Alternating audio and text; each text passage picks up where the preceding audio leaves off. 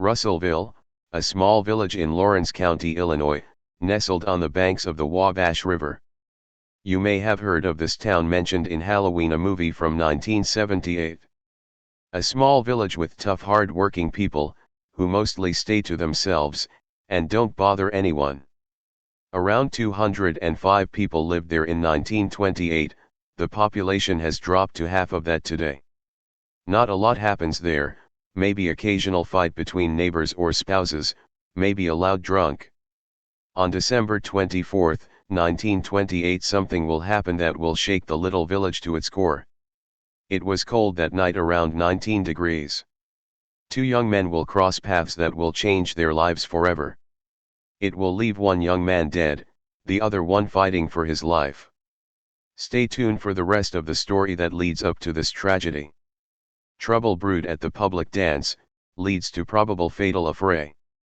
Read on the headlines of the local newspaper that Christmas morning. Not a headline people like reading any time, let alone on Christmas morning.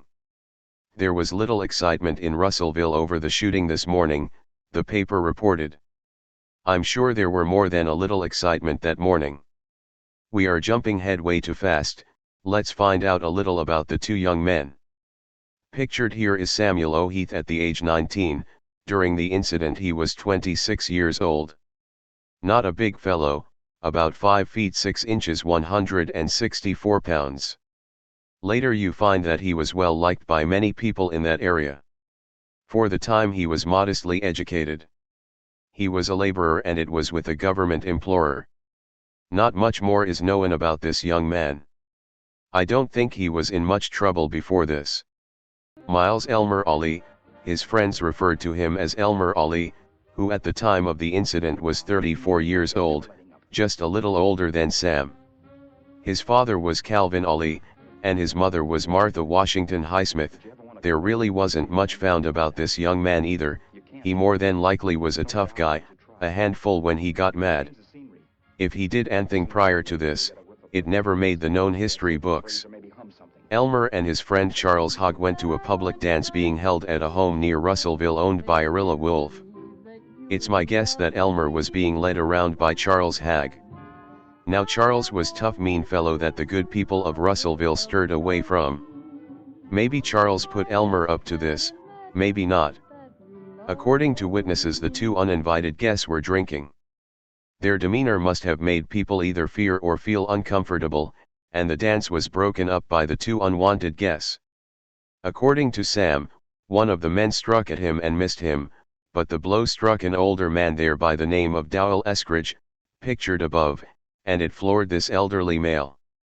This must have made Sam mad, because Sam was a good friend to Dowell. A short time later Sam and his wife even lived with Dowell. The two men then went outside and started throwing stones and shouting through the windows. They made threats they were going to get Sam Heath, and Sam anticipated trouble. Samuel Heath knew he was going to have trouble. So that next morning he went straight to Judge J.A. Benson to obtain a protective order. Sam was in fear of his safety. Like most people around Russellville, Samuel knew he didn't want trouble with Charles Haag. There was a problem getting the paperwork completed that early, and it would take a little to complete the proper paperwork. Sam knew he better be careful around these men. Sunday afternoon Elmer Allee was still steamed, and maybe a little hungover from the night before. He and Charles Haag are still mad at Sam for talking to the authorities. Elmer was standing on the corner, near a witness who heard him say, "There he goes," as Samuel Heath drove by them, and headed towards the river. Allee came up to the car, Heath said.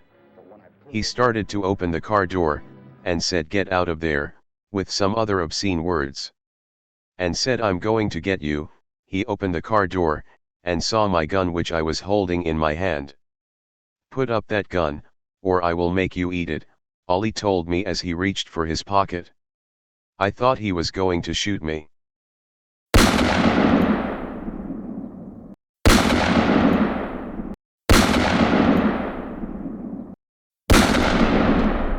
And I let him have 4 shots from my revolver. 3 of the shots struck him in the left front side of his body, and as he wheeled around the 4th shot struck him in the shoulder, Allee did not fall, he walked away from the car and circled back around of me. Wonder what poor Mr. Allee was thinking at this point.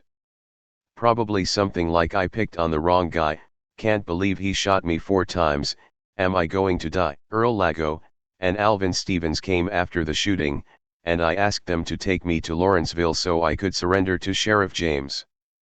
They refused to do so, and I went home where the sheriff found me after he was notified of the shooting. I was pretty scared and shaken up, but I wasn't going to lie about it.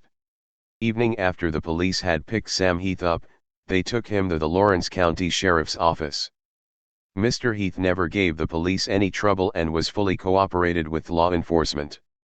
That evening at the police station, Mr. Heath told the police and newspaper reporters everything that happened to his recollection. The station must have been very busy with local reporters, law enforcement officers, and onlookers. That county just doesn't usually deal with these type of cases very much, they may have called in the Illinois State Police for assistance. Sam must have been very scared and confused, but in his mind he was justified. Heath appeared unconcerned over the shooting, the newspaper read. He declared the result of the Sunday night shooting was the result of a grudge that Allee and Charles Haag had held towards him. Haag and Allee thought Heath had given information to the local authorities. The grudge reached white heat Saturday night at the public dance, Heath declared. Allee expressed no regret for the shooting, and declared that if Haag had been there he would have shot both of them. Which leads me to believe that Haag may have been a bit of a bully. Allee was bullied into the position that cost him his life. Allee died like man, he took responsibility, and never blamed anyone. Allee was a tough individual, and even though he could have been taken to a hospital as Dr. Allee suggested, and may have saved his life, Allee refused. After the shooting, Allee was removed to his home in Palestine, Illinois, a short distance down the road. Dr. Ilyes, after a preliminary examination, pronounced the wounds critical. It was impossible Sunday night to determine whether or not the bowels had been punctured by any of the 3 bullets fired into Allee's stomach. He advised removing Allee to the hospital where he could receive better medical care and attention, but the victim refused to be removed from his home.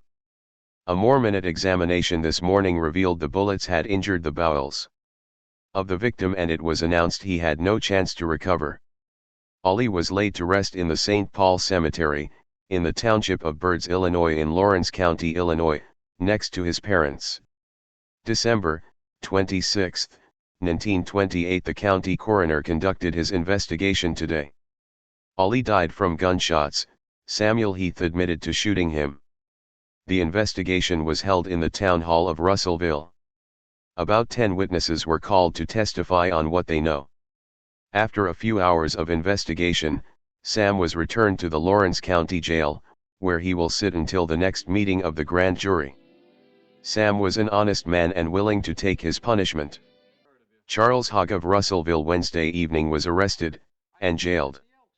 The local newspaper headlines read on December 28, 1928.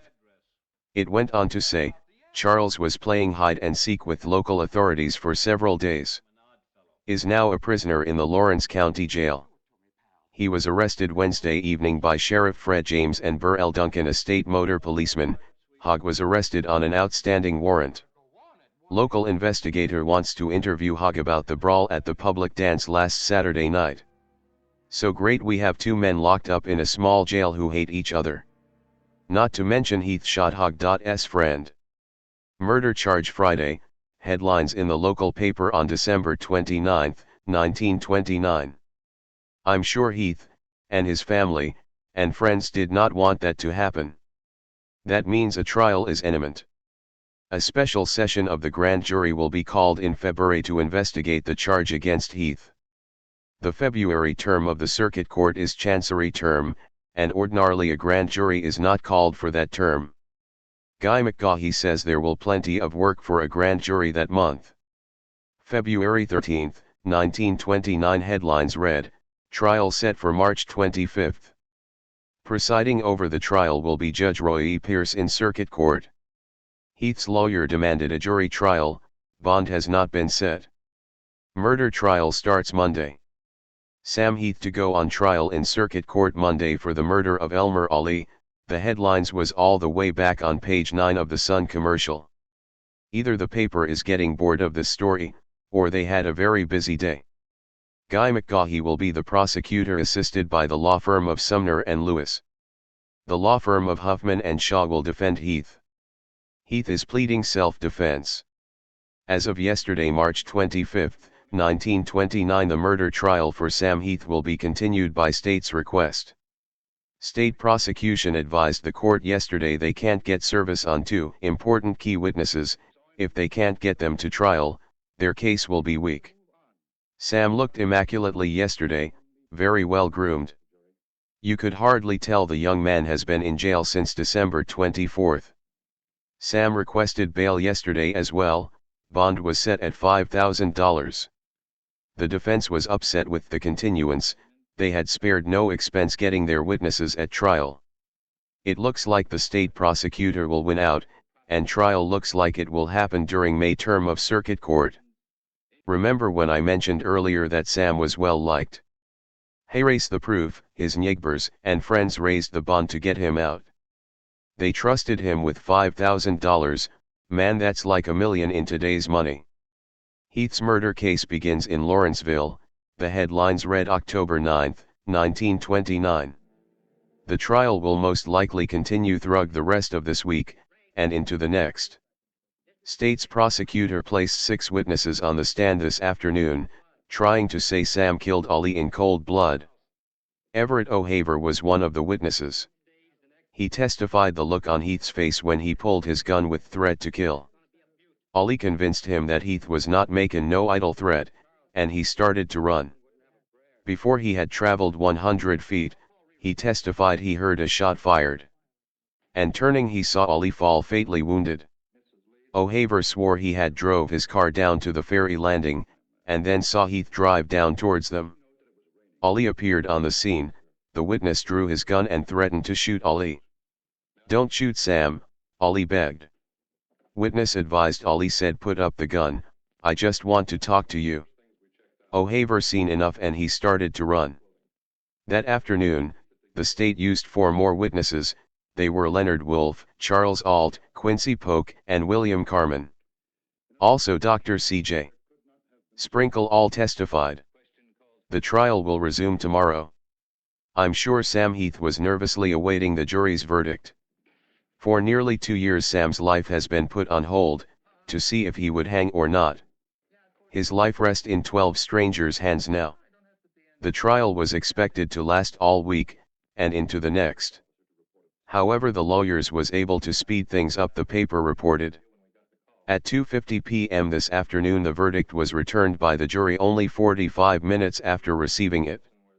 Verdict by the jury found Mr. Sam Heath not guilty. I'm sure this was very pleasing to Mr. Heath, his family, and friends.